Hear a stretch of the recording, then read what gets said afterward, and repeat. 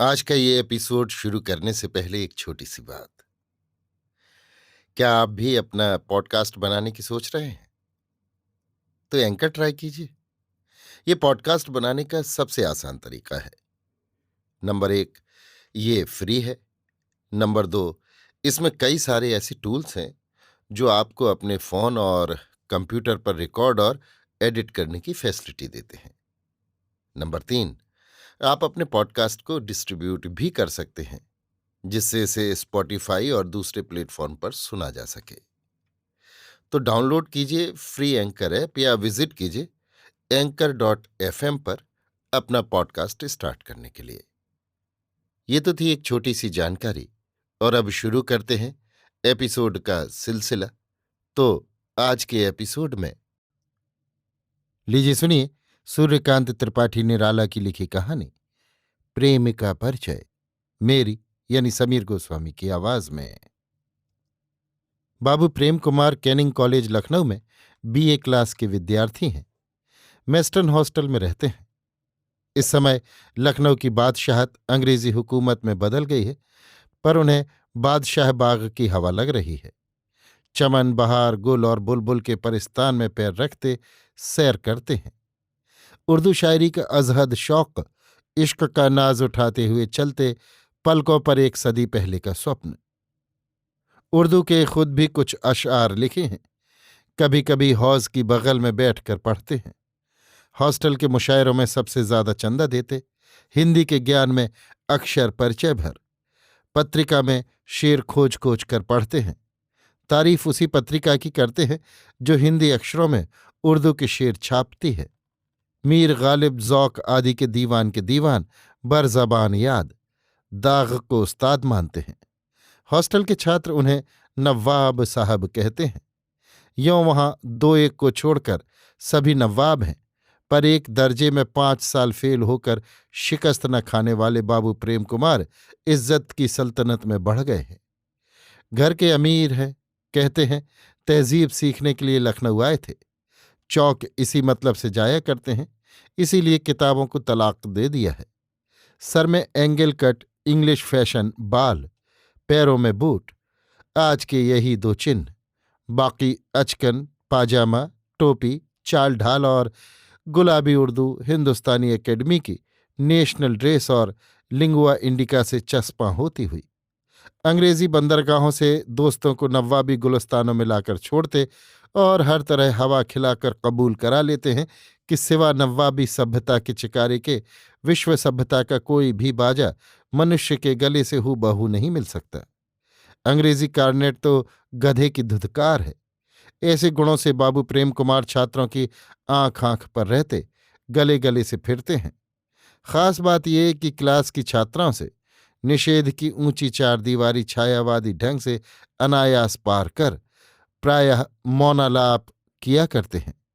लिहाजा विद्यार्थी प्रतिक्षण इनकी तरफ देखने से विरत नहीं होते।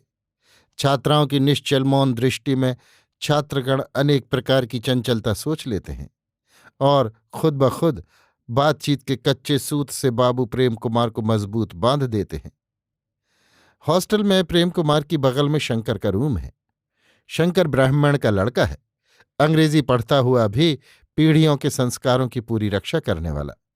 साबुन और सुर्ती का कारखाना खोलकर पिता ने कई लाख रुपए पैदा किए हैं। पुत्र को धर्म रक्षा के साथ अंग्रेजी शिक्षा प्राप्त करने को लखनऊ भेजा है। सोयोग पुत्र पिता की ही तरह धर्म की रक्षा में जितना पटु, खर्च में उतना ही कटु है। पीछे पूंछ सी मोटी चोटी, कई पेंच के बाद बांधने में एक कौशल, खोलने पर बाल बल खाते हुए। कहता है इलेक्ट्रिसिटी शरीर में प्रिजर्व करने का सबसे पहले ये आर्यों का निकाला हुआ तरीका है। एक समय वो प्रेम कुमार के साथ था। अब 2 साल आगे फाइनल एमए में है। 3 साल से बाबू प्रेम कुमार इसे अपने रास्ते पर सभ्य करने का परिश्रम कर रहे हैं, पर ये अब तक सूरदास की काली कांवर सिद्ध हो रहा है। जिस प्रकार बाबू प्रेम कुमार मुसलमान सभ्यता के ऊंचे फाटक से आदमियों के साथ जानवरों को निकालते रहते हैं, उसी प्रकार शंकर आर्य सभ्यता के संकीर्ण दरवाजे के भीतर ब्राह्मणों के सिवा दूसरी जाति को नहीं बैठने देता। इसी विरोधी गुण के कारण प्रेम कुमार प्रायः उससे अपने प्रेम की बातें कहा करते हैं। मतलब कब उसे पिघलाकर अपने रास्ते वहां ले जाए।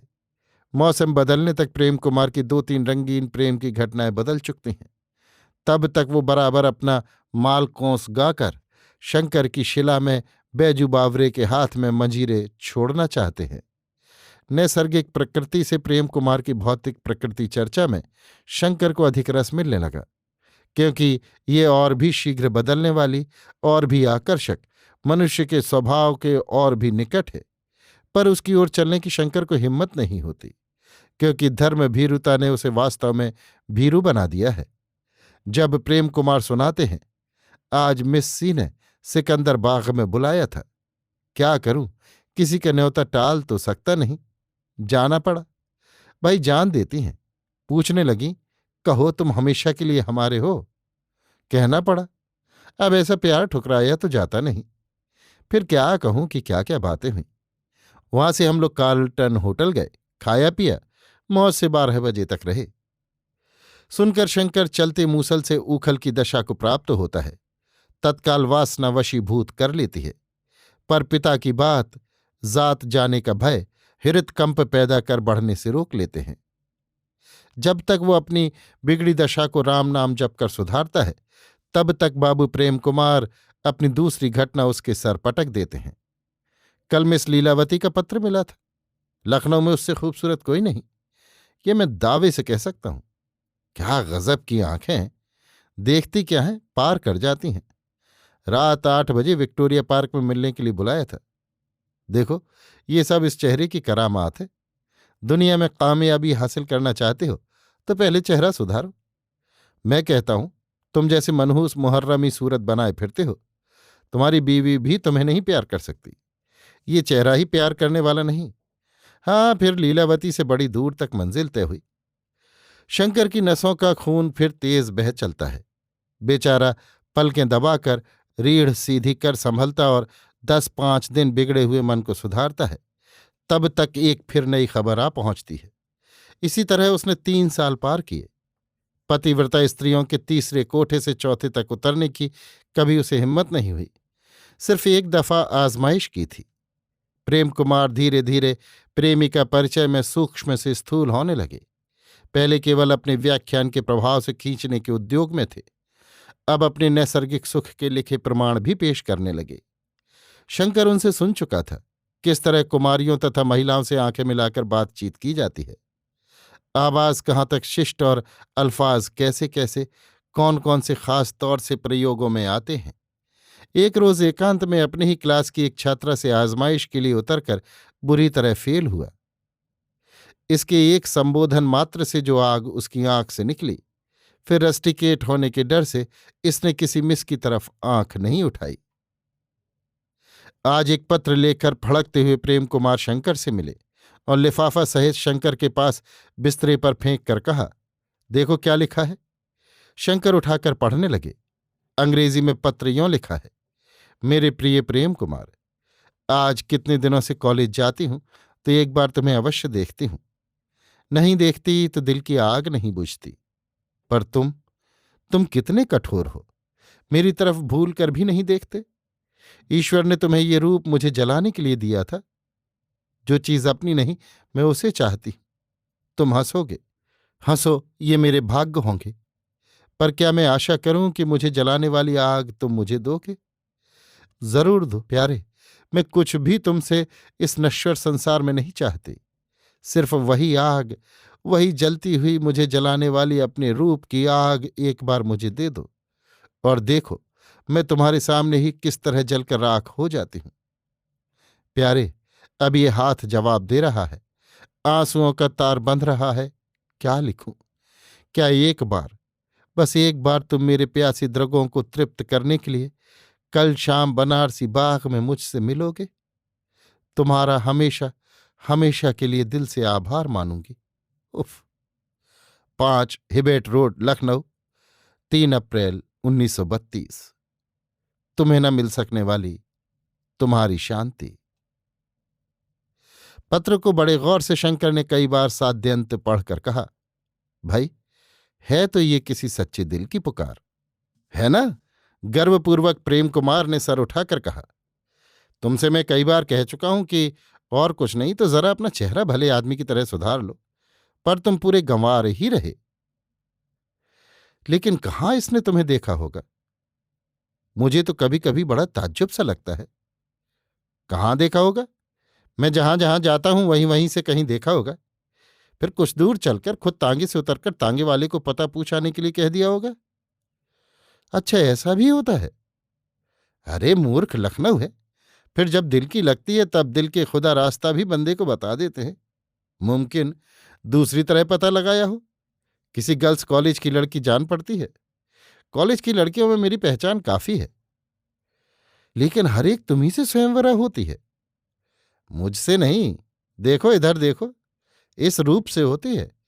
ये शाही शान लखनऊ में दूसरी जगह न पाओगे। बाबू प्रेम कुमार की तरफ एक बार देखकर शंकर खूब प्रसन्न होकर हंसा। प्रेम कुमार कायस्थ है। बाल और चेहरे के रंग में बहुत थोड़ा सा फर्क है। तेल, साबुन, पाउडर और सेफ्टी रेजर की दैनिक रगड़ से मुंह का तो मैल छूट गया है, पर चमड़े का स्याह रंग वार्निश शुदा बूट की तरह और चमकीला हो गया है।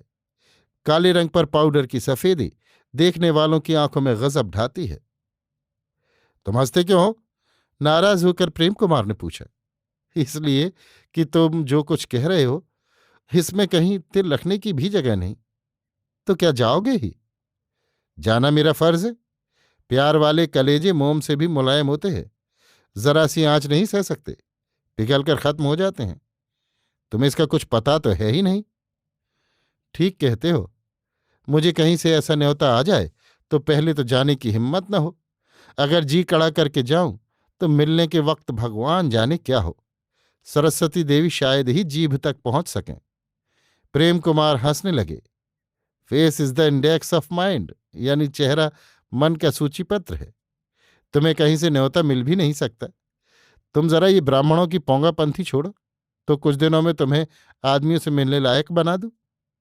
शाम को बनारसी बाग में एक तरफ तांगा खड़ा कर हिरन, गेंडा, चीते, शेर, चिड़िया, शुतुरमुर्ग, कंगारू, बाघ, भालू, भेड़िए, गधा और जेब्रा आदि के घेरे घेरे पिंजड़े पिंजड़े प्रेम कुमार चक्कर मारते रहे। प्रिया को वो खुद पहचानने वाले नहीं, प्रिया द्वारा पहचाने जाने वाले हैं। इसलिए जो भी हसीन नवीन साड़ी में लिपटी लपट सी उठती उनकी तरफ आती हुई देख पड़ती है, पूरे ताव से दो एक कदम उसकी तरफ बढ़ जाते हैं। बस उसके साथ की सखी या आदमियों की आलोचना पहुंचती है। कैसा अहमक है, अंधा कहीं का। बस पैर रुक जाते हैं। आशा दूसरी तरफ फेर देती है। पूरी 4 घंटे तक बाग में चक्कर लगाते रहे। 2-3 बार तांगे वाला आ आकर पूछ पूछ कर लौट गया। जहां कहीं बैठी महिलाएं बातचीत करते हुए देख पड़ी। ये देर तक उनके चारों तरफ कावे लगाते रहे। धीरे धीरे बाग निर्जन हो गया। ये फिर भी 12 दरी के चारों ओर टहलते रहे। शांति न मिली। शांति खोकर शिथिल देह तांगे पर आकर बैठे और हॉस्टल में आ चुपचाप लेट रहे। दूसरे दिन शंकर ने खबर लेने की गरज से आकर कमरे में प्रेम कुमार को मुरझाए बैठे हुए देखा।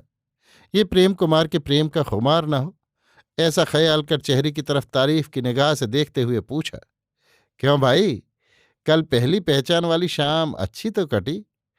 पूछकर बगल में बैठ गया। हिंदुस्तानी सबसे पहले इसीलिए बदनाम है कि वादे के 1000 पीछे 2 भी पक्के नहीं निकलते। तभी तो गले से गुलामी छूटती नहीं। ऐसी ऐसी गंदी आदत वाले अगर चाहें कि अपना सुधार सामाजिक या राजनीतिक कर लें तो क्या खाक करेंगे? झुंझलाए हुए प्रेम कुमार बोले, तो कहो कल वादा खिलाफी रही। मैं तो पहले से तुम्हें सचेत कर रहा था कि कहीं किसी ने मजाक न किया हो, पर तुम भी ऐरे गैरे नत्थु खैरे सबको युधिष्ठिर का अवतार समझ लेते हो। मेरी आदत है, मैं अपनी तरह दूसरों को भी तहजीब पसंद भला आदमी मान लेता हूं, और लखनऊ में खासकर पढ़ी लिखी लड़कियों में ऐसी बेहुदा भी रह सकती हैं, मैं कयास में नहीं ला सकता। पूरी गुस्ताखी की निगाह से देखते हुए शंकर ने कहा, तब तो बड़ा धोखा हुआ, सारा मजा किरकिरा कर दिया। सामने चिट्ठी रसा आता हुआ देख पड़ा। प्रेम कुमार उसी पर दृष्टि जमाए हुए थे। वो भी उन्हीं की तरफ बढ़ रहा था। पास आ एक लिफाफा दिया। खोलकर पढ़कर प्रेम कुमार प्रसन्न हो गए। कहा, देखो हम लोग गलती में थे। देखो कितनी अच्छी साफ दिल की तस्वीर है। शंकर चिट्ठी लेकर पढ़ने लगा। लिखा है, प्राणेश प्रेम, तुम मेरे लिए कल कितने परेशान थे। जब जानवरों के घेरे घेरे घूमते हुए अपनी शांति की खोज में व्याकुल हो रहे थे, तब मैं अपनी माँ के साथ बैंड स्टैंड के सामने वाले मैदान में खड़ी उधर से तुम्हें जाते हुए देखकर हंस रही थी। जी चाहता था दौड़कर तुम्हारी शांति का पता दे दूं और पहले पता बताने का पुरस्कार तुमसे कबूल करवा लूं, पर मेरी माँ साथ थी, इसलिए तुमसे मिल नहीं सकती थी। पर क्या तुम इतना सोच ले सकोगे कि मैं कितनी बार कितनी तरह आंखों से, दिल से, गले से और प्यार से तुमसे मिल चुकी हूं। मैं वही हूं जिसे देखकर तुम चौंके थे। मेरी मौन पुकार सुनकर मुझे देखकर खड़े हो गए थे, फिर उदास होकर चले गए थे। तुम समझो कि अपनी चाहने वाली के दिल में कितनी आग तुम फूंक गए हो। वो अपने प्यारे के असली प्रेम की परीक्षा कर ना मिल सकने के कारण कितना तड़प रही है। आह, तुम्हें इतना कष्ट अपनी शांति के लिए स्वीकार करना पड़ा, पर शांति तुम्हें मिलेगी। वो तुम्हारे ही पास रहती है। तुमसे जुदा हो जाए तो उसकी हस्ती मिट जाए। तुम्हें अवश्य अवश्य तुम्हारी शांति मिलेगी। कल एल्फिंस्टन सिनेमा जरूर जरूर आने की कृपा करना।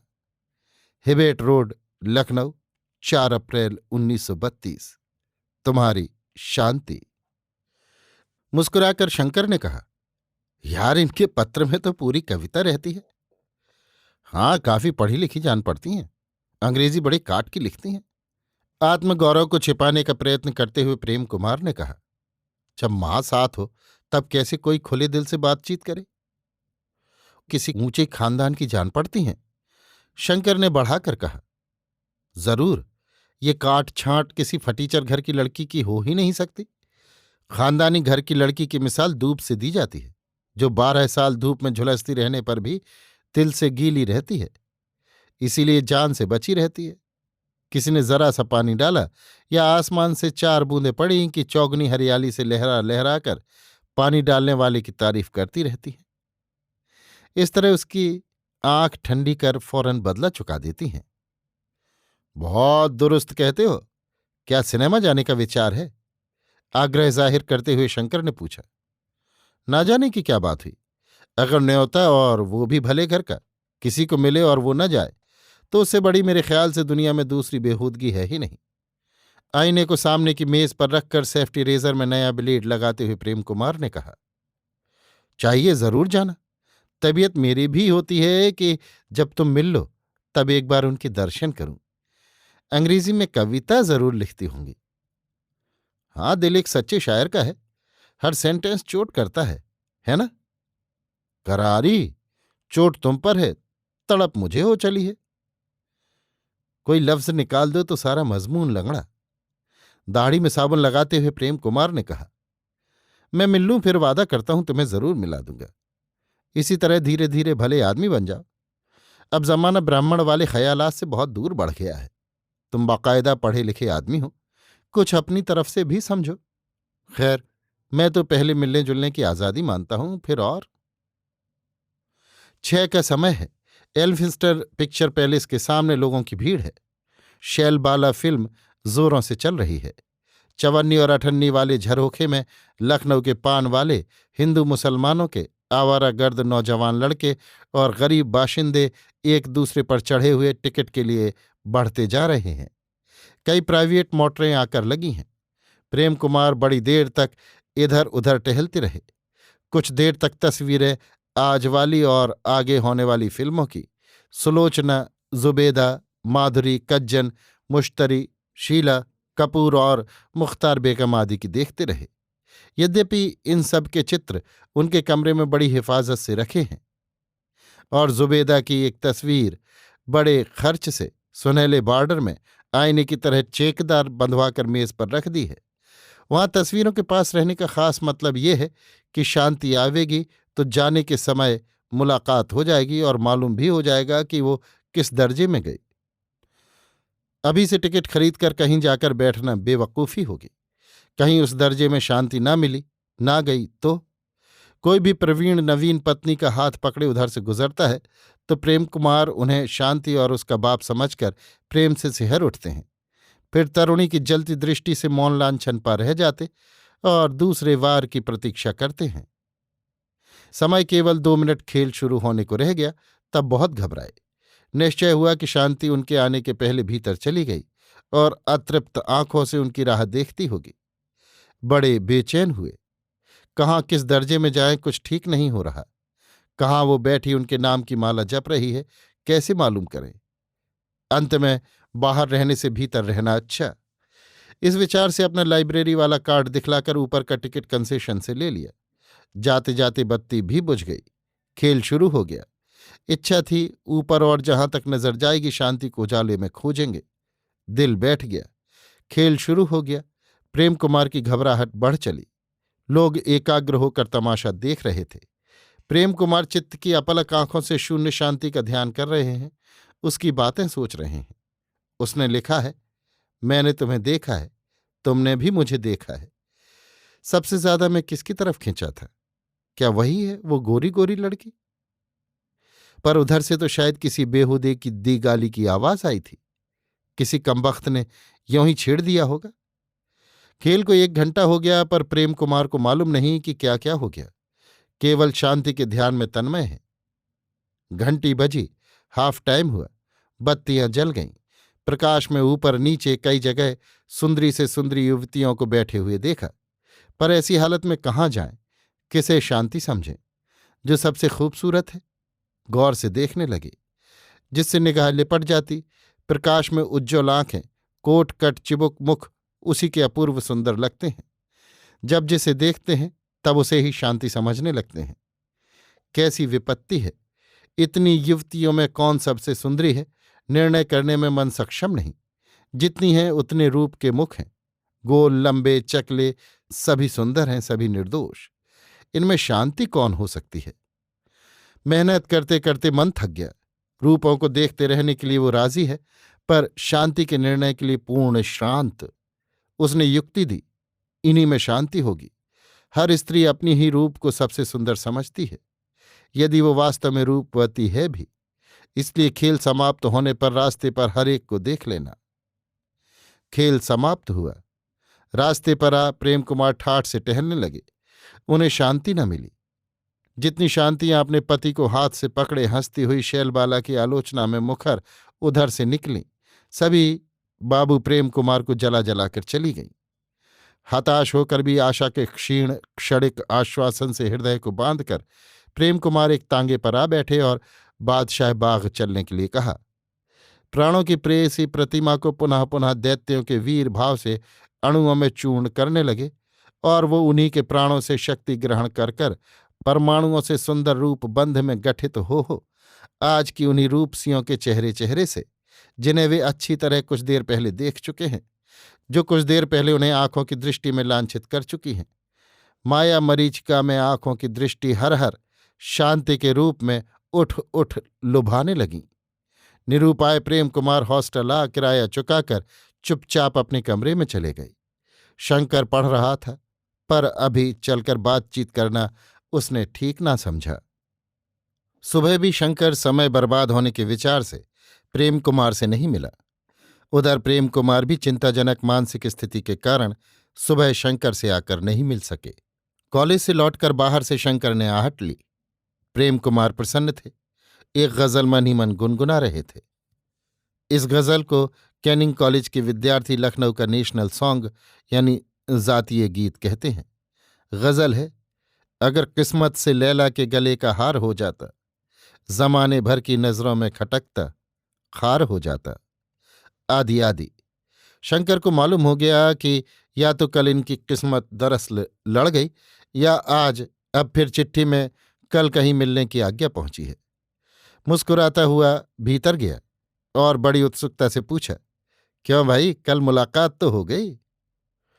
किसी ने ठीक कहा है, प्रेम कुमार बोले। जो मजा इंतजार में पाया वो वस्ल में न पाया। तो क्या अभी इंतजार ही चल रहा है? कुछ ताज्जुब से शंकर ने पूछा। बात यह हुई कि कल मैं पहले शो में गया, वो दूसरे शो में आई, इसीलिए मुलाकात न हो सकी। बड़ा ताना देकर चिट्ठी लिखी है, देखो। प्रेम कुमार ने चिट्ठी बढ़ा दी। शंकर पढ़ने लगा। लिखा है, प्यारे प्रेम, कल दूसरे शो में मैं गई पर तुम नहीं थे। ये कैसी बात? क्या तुम मुझसे नाराज हो गए? मुझे क्षमा करना। तुम ही सोचो मेरा क्या कसूर था। अगर तुम पहले शो में आए तो गलती की। भला पहले शो में भी कहीं दिल मिलाने वाले मिल सकते हैं?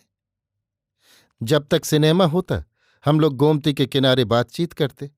फिर सिनेमा खत्म होने पर मैं घर चली जाती। पहले शो में ये मौका शहर की भीड़ में कहाँ मिलता है। अगर पहले शो में तुम गए तो जरूर चुड़ैलों को देखकर मेरा अंदाजा लगाया होगा। इस तरह तुमने मेरा कितना अपमान किया। अब कल का वादा पूरा होना ही चाहिए। कल गोमती के किनारे छोटे लाल के पुल पर छतरी में रहना। मैं नहाने जाऊंगी। तब तुम मुझे दिन को देखकर फिर रात को न भूल सकोगे। फिर हम लोग किसी दिन कहीं मिल जाएंगे। कल जरूर जरूर तुम्हें तुम्हारी शांति मिलेगी। ठीक 8 बजे दिन को मैं जनाने घाट पर हूंगी। 5 हिवेट रोड, लखनऊ, 5 अप्रैल 1932, रात 1। तुम्हारी कब से खोई हुई शांति। पढ़कर शंकर की तबीयत फड़क उठी। कहा, अब क्या? अब तो कल जरूर किस्मत खुल जाएगी। एक न एक ऐसा अड़ंगा लग जाता है कि बना बनाया काम बिगड़ जाता है। सहज प्रसन्न स्वर से प्रेम कुमार बोले, पहले की अड़चन अच्छी होती है, पीछे की सफलता तब बड़ी स्वाददार जान पड़ती है। प्रेम के लिए तो ये खास बात होगी। मुझे कल्पना से तो इसका ठोस आनंद कुछ कुछ मिल रहा है। शंकर ने चिट्ठी की तरफ देखकर कहा, कल्पना नहीं, खरबूजे सा अपना भी हाल समझो। रोज साथ किसका होता है? ये उसी का रंग चढ़ रहा है जो तजवीज इतनी चोखी उतर रही है। प्रेम कुमार ने आत्मप्रसाद के उद्दात भावों से कहा, पके खरबूजों को सियारों से बड़ा डर है। दूसरे दिन 5 बजे प्रातः नहाकर पूरा श्रृंगार कर प्रेम कुमार छड़ी लेकर छोटे लाल के पुल की ओर ठीक 6 बजे चल दिए। 8 बजे तक घाट की ओर टहलते, छतरी पर उठते बैठते रहे। 8 बज गए, 9 बज गए, 10 बज गए। किसी ने भी उनसे आकर ना कहा, प्यारे तुम इतने परेशान हो मेरे लिए, मैं ही तुम्हारी शांति हूं। बल्कि एक अज्ञात मनुष्य ने पूरी उद्दंडता से पेश आकर कहा, आप बड़ी देर से यहां टहल रहे हैं और मैं देखता हूं जो भी औरत आती है आप बुरी तरह घूरते हैं। क्या आपको इस तरह नजर लड़ाते वक्त अपनी माँ बहनों की बिल्कुल याद नहीं आती? पाप बड़ा डरपोंक होता है। कुछ जवाब दे, प्रेम कुमार को ऐसी हिम्मत न हुई। चेहरा उतर गया। चुपचाप सीढ़ियों से चढ़कर बादशाह बाग की राह ली। हॉस्टल में जाकर लेट रहे। उस रोज खाना न खाया। वक्त पर चिट्ठी रसा फिर चिट्ठी लेकर पहुंचा। प्रेम कुमार मन ही मन शांति को शांति देने की दृढ़ प्रतिज्ञा कर रहे थे। उसी समय उसने एक चिट्ठी इन्हें दी। लेकर पढ़ने लगे। लिखा है, मूर्खाधिराज, तुम्हें गोमती में भी चुल्लू भर पानी नहीं मिला। 5 हिबेट रोड, लखनऊ, तुम्हारी शांति। पढ़कर प्रेम कुमार के छक्के छूट गए। कुछ देर बाद शंकर भी आया। पत्र वैसा ही खुला मेज पर पड़ा था। पढ़ लिया। फिर हंसी को पीकर बोला, यार ये तो अच्छा मजाक किसी ने किया। अब 5 हिबेट रोड पर चलकर देखो तो कौन रहता है। हिबेट रोड पर इन्हीं की नई ब्याह कराई हुई साली अपने अकेले पति के साथ रहती है, जो इन्हीं के कॉलेज में पहले इन्हीं के साथ रहकर अब रिसर्च स्कॉलर है। इन्हें देखकर क्षमा हंसने लगी। कहा, आप बड़े बेवकूफ हैं। शांति तो दीदी का ही राशि नाम है। अभी आप सुन रहे थे सूर्यकांत त्रिपाठी निराला की लिखी कहानी प्रेमी का परिचय, मेरी यानी समीर गोस्वामी की आवाज में।